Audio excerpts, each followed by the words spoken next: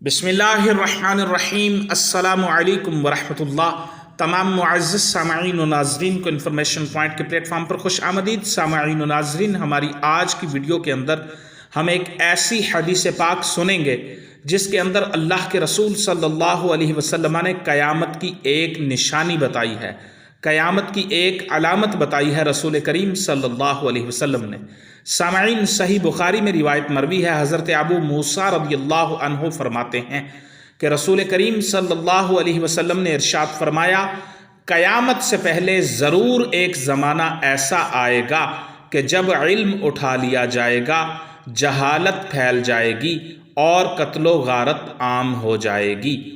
یہ صحیح بخاری کی روایت ہے، حضرت ابو موسیٰ رضی اللہ عنہ راوی ہیں۔